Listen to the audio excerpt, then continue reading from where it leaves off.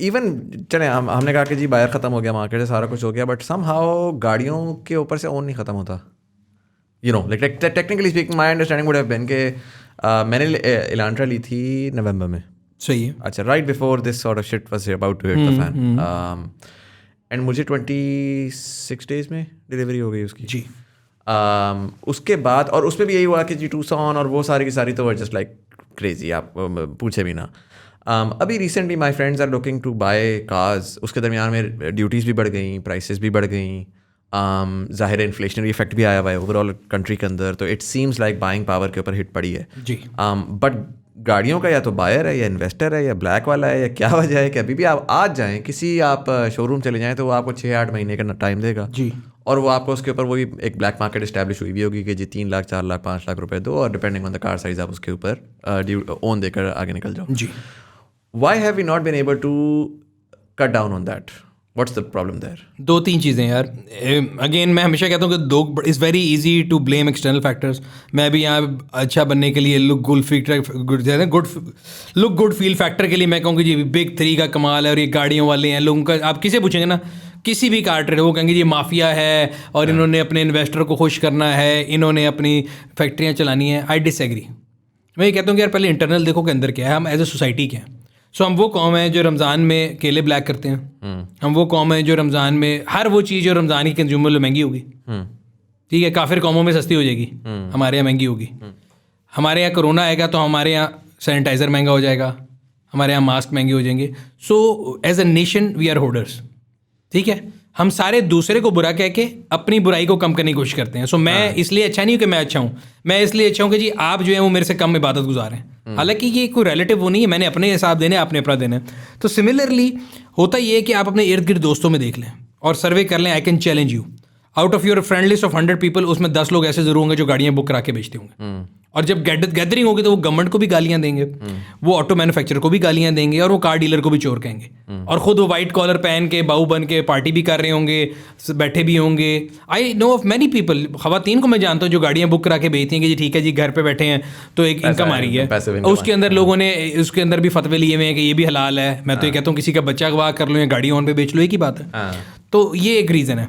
दूसरी reason government level के ऊपर ये क्यों नहीं हो रहा या ये क्यों है, या उसके लिए मेरी जो रीडिंग है जो मैं इंडस्ट्री को देखता हूँ.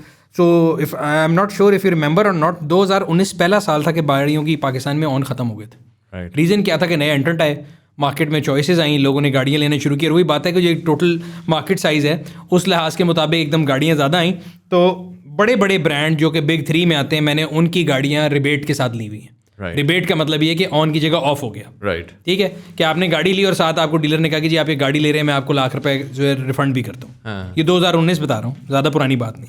ब्लेसिंग इन डिस्गाइज इन लोगों के लिए क्या हुआ, कोविड आ गया. ठीक है, कोविड से हुआ क्या कि ग्लोबली प्रोडक्शन रुक गई.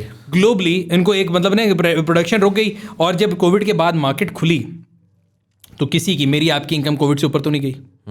बहुत कम लोग होंगे मार्केट के जो 1-2% जो ऑनलाइन काम करते थे या जो फार्मास्यूटिकल से थे या जिनका शिपिंग लाइन से ताल्लुक था, जो बिजनेस ऊपर गए. बाकी अगर टोटलिटी में देखा जाए तो सोसाइटी नीचे गई. वो गाड़ी जो कि 74 लाख रुपीज़ की प्राइस पे नहीं बिकती थी, लाख रुपए ऑफ पे बिकती थी, वही गाड़ी 84 पे बिकना शुरू हो गई. एकदम लोग लेना शुरू कर दिए. मैंने कहा ये क्या हुआ है. हाँ, इकोनॉमिक्स का भी स्टूडेंट हूँ और मैं गाड़ियों को भी देखता हूँ. प्राइम मिनिस्टर भी कह रहा है, वर्ल्ड बैंक भी कह रहा है, WHO भी कह रहा है कि इकोनॉमी तबाह हो रही है. और गाड़ियों पे स्पोर्टेज और टूसॉन भरी जा रही है. समझ नहीं आ रही कि क्या हो रहा है ना. उसकी रीजन ये थी कि उन्होंने देखा कि यार ये तो एकदम ब्लेसिंग इन डिस्गाइज है. जब मार्केट खुली तो उन्होंने कहा ये जो है ना एक्सेस डिमांड जो है इससे वैल्यू मेंटेन हो रही है. तो उन्होंने करना क्या शुरू किया, अपनी जो शिफ्ट थी वो तो क्योंकि कोविड की वजह से पहले लॉकडाउन हुआ तो 2 शिफ्ट पे थे तो 1 पे चले गए. जब 1 शिफ्ट पे गए तो प्रोडक्शन आहिस्ता आहिस्ता आ रही थी तो मार्केट में ऑन ऊपर चला जा रहा था. तो वो ये हुआ. बट मेरा पॉइंट फिर ये है कि देखें ये कनाइमस 13 कंपनियां मिलकर नहीं कर सकती. अभी कर रही हूँ शायद, कोई मैं किसी का नाम लेता ना मुझे कोई इसके बारे में इन्फॉर्मेशन है. लेकिन being a student of economics, understanding what industry is, again जिस भी फैक्ट्री, मैंने आज फैक्ट्री लगाई है, मेरा काम आपसे हाथ मिला के सप्लाई को रोक के अपने 4 इन्वेस्टर को खुश करना नहीं. मेरा काम ये है कि मैं ज़्यादा से ज़्यादा यूनिट प्रोड्यूस करूँ ताकि मेरी पर यूनिट कॉस्ट नीचे है. गाड़ी के जिग्स खरीदे हैं कि अगर फर्ज करें XYZ कोई भी गाड़ी है, गाड़ी का मॉडल ये होता है कि आप उसके जिग खरीदते हैं और फिर उस जिग में से आपने गाड़ी बनानी है। जितने ज़्यादा बनाएंगे उतनी आपकी जिग की कॉस्ट डिवाइड होगी। तो इस नेचर ऑफ बिजनेस की वजह से लॉन्ग टर्म में होना ये कि इन 13 प्लांट्स ने प्रोडक्शन मार्केट में डालनी है। जब ये 13 मार्केट में प्रोडक्शन डालेंगे तो जो एक्सेस डिमांड है ख़त्म होगी। जब एक्सेस डिमांड खत्म होगी तो ऑन खुद ही ठीक हो जाएगा। तो ऑन के लिए 3 फैक्टर मैंने आपको बताए। पहला, एक जो हर बंदा इन्वेस्टर बना हुआ है, घर में बैठ के सुनने 2-3 गाड़ियाँ, मेरा काम है ही नहीं गाड़ी लेने का, ना मुझे ज़रूरत है, मैंने भी कराई होंगी, आपने भी कराई होंगी। सो जो जेन्युइन बायर है उसको नहीं मिलता। फिर जेन्युइन बायर जब गाड़ी लेने जाता है, जेन्युइन बायर के भी अंदर भी 2 किस्म के मसले हैं। एक तो उसमें सब्र नहीं है, और दूसरी चीज़ उसको विद टाइम प्रूव किया गया है कि तुम अगर जेन्युइन बायर हो और तुम अगर बुकिंग करा रहे हो तो तुम बेवकूफ़ आदमी हो। मैं वो आदमी हूँ जो हर वीडियो में लोगों से कहता था कि जी ऑन एक लानत है, गाड़ी बुक मत कराओ, बुक कराओ, ऑन मत लो, गाड़ी के अंदर वेंटिलेटर नहीं लगा हुआ, सब्र कर लो, सब्र कर लो, सब्र कर लो। और उसके बाद होता क्या है, साल में डॉलर की आपको इतनी बड़ी चपेट पड़ती है कि आप एक शरीफ आदमी, आप मेरे कहने पे कहते हैं कि जी मैं गाड़ी बुक कराने जा रहा हूँ। एग्जाम्पल देता हूँ मैं, लेट्स से आज मुझे पिकांटो मिल रही थी 80,000 ऑन पे, एग्जाम्पल है।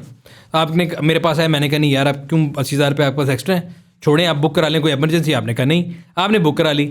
6 महीने बाद जब आपको गाड़ी मिली तो जिस पे आपने बुक कराई थी उससे 1.5 लाख रुपये ऊपर चली गई प्राइस। आप मेरे पास आ गए कि भाई मुझे 80 बचाते हुए 70 और ऊपर लग गए, तो आप तो बेवकूफ़ हैं, आपने मुझे गलत मशवरा दिया। तो उन्होंने जो कहते हैं ना विद टाइम प्रूव ये किया कि जिस दिन गाड़ी खरीद लो बेशक ऑन समय तो वो सस्ती है, कल को और महंगी हो जानी है। एक ये प्रूफ किया। पहले चीज़ तो उन्होंने आपको ये बुली करके समझा दिया कि विद टाइम, हम पढ़ते थे इकोनॉमिक्स में कि आइदर यू चिकन और बुली, तो उन्होंने प्रूव कर दिया कि भाई अगर आप असूली चलेंगे तो आपको इतनी चपत पड़ेगी, आप बुक करा लें। दूसरी चीज़ ये ऑन कैलकुलेट कैसे होता है। अब एक बंदा है वो कॉलेज जाने के लिए अपनी गाड़ी लेने जा रहा है हैचबैक, उसके पास गाड़ी नहीं है, वो कहता है मैंने गाड़ी लेनी है, वो कहते हैं जी आप अभी ले लें वरना आप जो है वेट करें 8 महीने। अब वो 8 महीने के लिए कोई रेंट पे गाड़ी लेगा। हैचबैक गाड़ी का मिनिमम रेंट होगा डेली का 1,500-2,000 रुपये। 2,000 रुपये को आप मल्टीप्लाई कर लीजिए महीने के ऊपर, 60,000 रुपये है, वो 40-45 पे ले लेगा। और अगर 8 महीने का जो अगर वो ग्रांट मिला है तो 3,20,000 3,40,000 बनता है। तो वो कहते हैं यार आज ही ऑन दे दो 2 लाख, आज गाड़ी भी मिल जाएगी। और तीसरी चीज़ जो बड़ा इंपॉर्टेंट फैक्टर है जो कोविड में मैंने भी देखा और मेरा अपना भी लाइफ स्टाइल उस तरह से चेंज हो गया कि 8 महीने डाउन द रोड आप नहीं सोचते।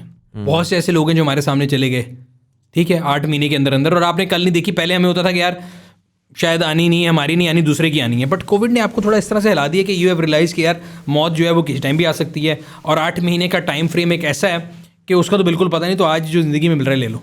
तो इन 3 फैक्टर्स को मिला के मुझे लगता है कि इसकी वजह से ऑन ऊपर गया।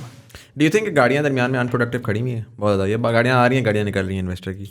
मेरा ख्याल है अनप्रोडक्टिव नहीं खड़ी हुई, गाड़ियाँ आ रही हैं, गाड़ियाँ निकल रही हैं, नए जो प्लांट लग रहे हैं वो अपनी कैपेसिटी को आहिस्ता आहिस्ता बिल्डअप कर रहे हैं। एंड दैट्स वाई आई से कि अगर आप देखें तो 2023 के अंदर मुझे नहीं लगता कि किसी भी गाड़ी के ऊपर कोई ऑन होगा। यही मैन्युफैक्चरर जो 19 में आपको ऑफ देते थे या आपको डीलें दिया करेंगे, आपको साथ पर्क्स ऑफर किया करेंगे कि ये ले लो, ये ले लो, इंश्योरेंस ले लो, सारा कुछ ले लो। और आपको ये भी लगता है कि eventually on some level localisation start होगी? बिकॉज क्वेश्चन मार्क आखिर में यही है, can we reduce the dollar value of the components, कि जहाँ पर हम लेट से 5 अरब की इंपोर्ट करते हैं और हम लेट से 1 लाख गाड़ियाँ मंगवाते हैं, क्या हम 5 अरब में 2 लाख गाड़ियाँ मंगवा कर लोकल को कर सकते हैं? मेरा ख्याल है होगा। क्योंकि अदरवाइज तो फिर हम सारे वही हैं। मेरा ख्याल है पाकिस्तान में, मैं उस दिन नंबर देख रहा था, कोई तकरीबन 4 to 6 मिलियन गाड़ियाँ हैं टोटल गाड़ियाँ।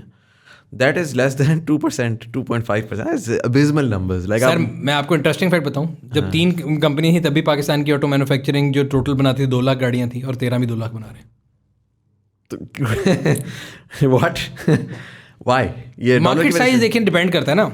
डॉलर का प्रॉब्लम है, डॉलर का प्रॉब्लम भी, और उनको देखें रियलाइज हो जाएगा अगर आप एक गाड़ी बना रहे हैं और उसकी ज़्यादातर चीज़ें इंपोर्ट हो रही हैं और डॉलर महंगा होता जा रहा है, तो there is a level to which people will buy, otherwise people will move to old cars. Right. अब आपने इन्वेस्टमेंट तो कर ली हुई, आप फंस गए में, तो यहाँ तो आपके पास ऑप्शन ये है कि आप उस इन्वेस्टमेंट को बैड इन्वेस्टमेंट डिक्लेयर करके एग्जिट कर जाएं, या वो गाड़ी बनाएं जो कि लोग लेना चाहते हैं, उनकी जेब में आती है। ठीक है, लोकलाइजेशन करेंगे तब आएगी। प्लस जैसा मैंने आपको बताया कि 2 लाख यूनिट इसलिए है बिकॉज कोविड आ गया, लॉकडाउन आ गया, आपने शिफ्ट डिवाइड कर दी। जब आप दोबारा अपनी फुल कैपेसिटी पे जाएंगे तो वो 2 से 4, 4 से 5 लाख जब यूनिट बनेंगे तब जाके तो फिर कंपटीशन भी होगा और ऑन भी खत्म होगा।